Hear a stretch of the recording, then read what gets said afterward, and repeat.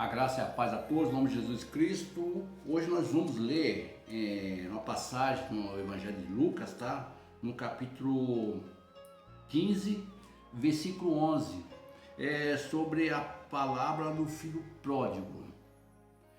Muitos conhecem essa passagem, muitos já ouviram a minha pregação, muitos ouviram o que simboliza esse filho pródigo, tá? Só que hoje nós vamos entrar em outra vertente, porque essa palavra, ela praticamente abre muita vertente para o nosso entendimento, tá?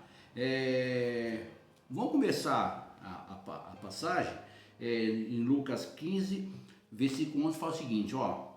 E disse, quem está falando? Jesus estava contando uma palavra, certo? E os ouvidos dele estavam ouvindo essa palavra e ele estava falando sobre esse filho pródigo. Então Jesus disse, um certo homem tinha 2 filhos. Tá, ele tinha 2 filhos. A história fala o seguinte, nesses 2 filhos, um era o filho mais velho, um filho mais novo, certo? Um belo dia o filho mais novo falou, pai, dá-me a metade da minha herança que eu vou sair. Bom, qual que é o significado de filho pródigo? O filho pródigo, a palavra pródigo significa o quê? Desperdiçador, gastador ou perdulário. Então o filho pródigo significa desperdiçador, gastador. Vamos colocar esse entendimento do lado espiritual, tá? Amém. A palavra, Lucas 15, um jovem, como havia dito, pede a herança antecipada, certo? Gasta todo com prazer, torna-se pobre e decide voltar para casa. Olha só, ao detalhe, o filho mais novo pediu a herança do pai. Quando o filho tem a herança do pai? Quando o pai morre, tá? Quando o pai morre, aí o filho tem direito à herança. Só que a palavra diz que o pai estava vivo, tá? Qual o sentido espiritual de tudo isso? Representa o ser humano que se afasta de Deus. Quando o homem se afasta de Deus, ele se torna pecador, certo? Ele se afastou de Deus e desperdiça a sua vida. Mas ele encontra graça e misericórdia ao cair em si, ao se arrepender e voltar para a casa do Pai, certo?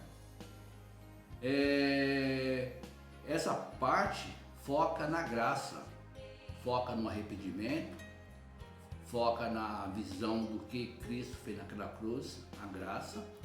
Então ele caiu em si, ele viu qual foi o significado da cruz. Então ele caiu em si, sendo pecador, ele voltou para a casa do Pai. Eu achei interessante que também foca um outro ponto de vista aqui dessa passagem. Olha só, então o que aconteceu? Resumindo, ele pediu a herança do pai, pecou, foi para o mundo, se afastou da casa do pai, viveu uma vida dissoluta, uma vida de pecado, caiu em si e voltou para a casa do pai. Tá. Aí a palavra diz que quando ele voltou para a casa do pai, o pai estava no caminho onde ele tinha saído e estava com os braços abertos e recebeu ele. Isso já está na palavra e todos conhecem essa parte. Aí o pai perdoa ele, o pai deu um anel de autoridade, porque ele era filho, certo? Uma vez filho, sempre filho. Colocou as roupas nele, trocou as vestes dele, certo? E colocou uma sandália, que quer dizer o quê? Caminho da verdade, que simboliza Cristo, certo? Colocou a sandália nele. Só que o que chama atenção, olha só, lembra no começo que foi falado que havia 2 filhos, um filho mais velho, um filho mais novo, certo? Vamos falar agora nas atitudes do filho mais velho. Quando o filho mais velho estava fora no campo trabalhando, ele ouviu de longe a festa, que havia uma festa, que o filho mais novo voltou, então foi organizada uma festa para ele, o pai fez uma festa para ele, matou um bezerro cevado, que leva à crucificação, e teve festa no campo, na casa do pai, que quando a palavra diz que quando um pecador se arrepende, há festa no céu. Então ali, essa festa que teve ali foi resultado do que? De uma volta para o pai, e houve um sacrifício para que aquele filho fosse perdoado. Bom, vamos voltar no ponto que eu acho também importante. O filho mais velho estava no campo, olha só o detalhe, estava no campo trabalhando, ele ouviu de longe a voz da festa e voltou indignado e perguntou para os servos, para os trabalhadores, o que está acontecendo? Aí falaram, bom, seu filho, o seu irmão mais novo saiu, se arrependeu, voltou e seu pai está dando uma festa para ele.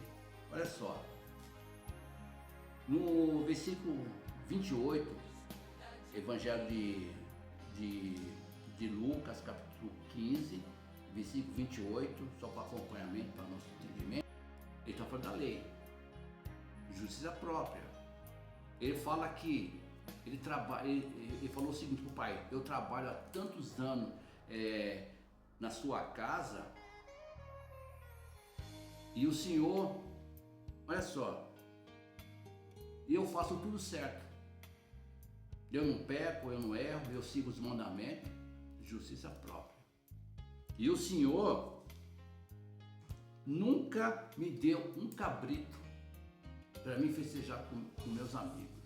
Aí ele falou o seguinte: aí quando o seu filho mais novo desperdiçou tudo que recebeu, toda a herança dele, com as meretrizes, matasse-lhe um bezerro cevado. Olha só, ele está comparando.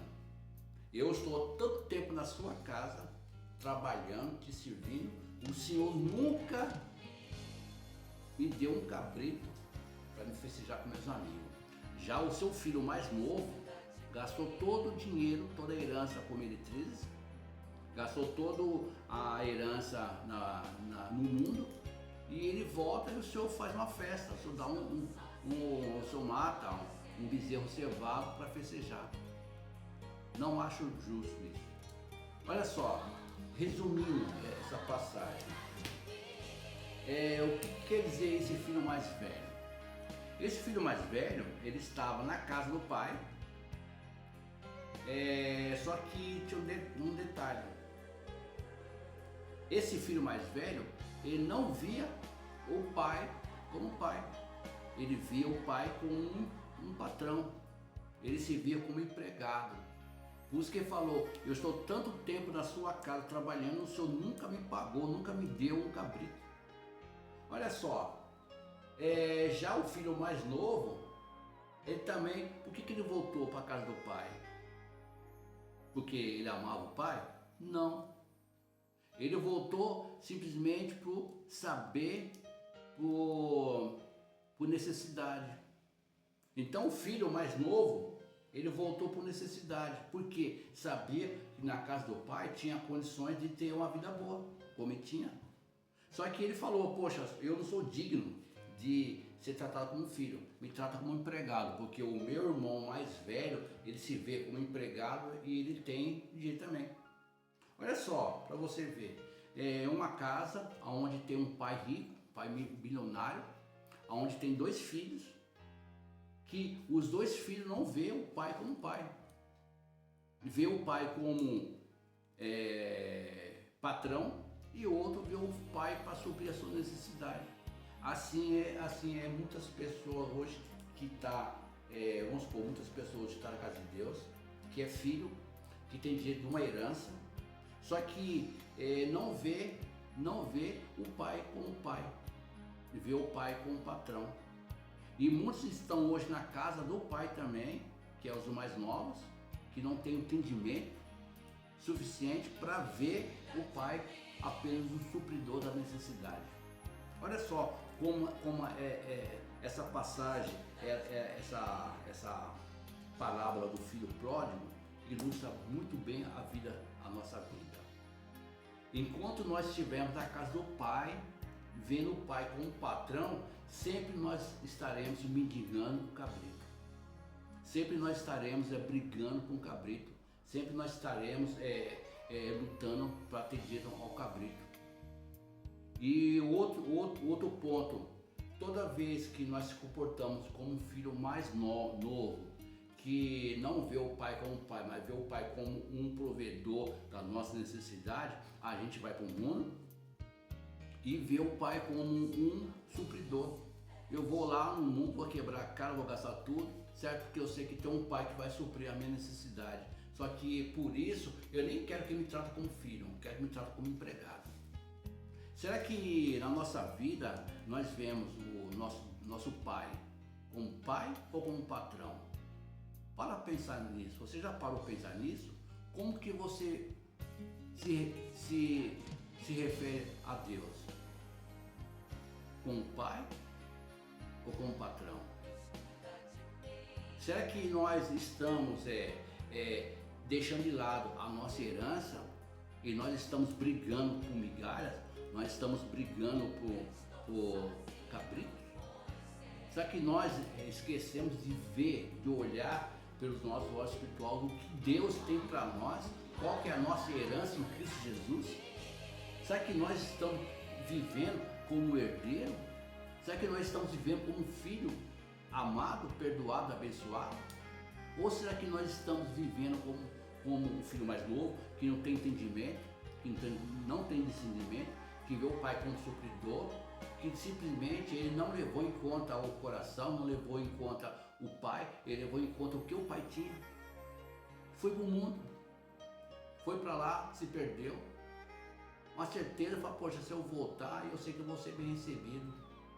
Mais uma coisa, esse filho que saiu, que viu o pai como supridor, ele caiu em si. E aquelas pessoas que foi para o mundo, que não viu o pai como pai, que foi para o mundo e não caiu em si. E por não ter caído em si, não teve tempo de voltar. E aquele filho mais velho, que viveu tanto tempo lá na casa do pai, como empregado, se ele não caiu em si, ele vai viver eternamente como empregado. E vai viver eternamente na fila do cabrito. Mendigando bênçãos, sendo que tanto o filho mais velho como o filho mais novo são herdeiros. Eles têm direito de usufruir tudo que é do pai. Aí, para finalizar, capítulo no versículo 31, vamos ver o 30. Vindo, porém, esse teu filho que desperdiçou a tua fazenda com as meretrizes, matasse o bezerro cevado, ficou indignado, porque ele não tinha dinheiro nenhum cabrito. Pensamento dele. Olha o que o pai falou para ele. Mas era justo que nós alegrarmos e regozijarmos-nos, porque esse teu irmão estava morto e reviveu. Estava morto. Fisicamente não, estava morto espiritualmente, porque não via o pai como pai. 31, versículo 31 fala o seguinte: e ele lhe disse, filho, tu sempre está comigo, e todas as minhas coisas são suas. Não se contente com o cabrito, não vê Deus como um supridor da sua necessidade, não vê Deus como patrão, vê Deus como pai. E quando nós vemos Deus como pai, nós temos parte da herança. Nós somos herdeiros em Cristo Jesus. Amém? Fica com Deus em nome de Jesus Cristo.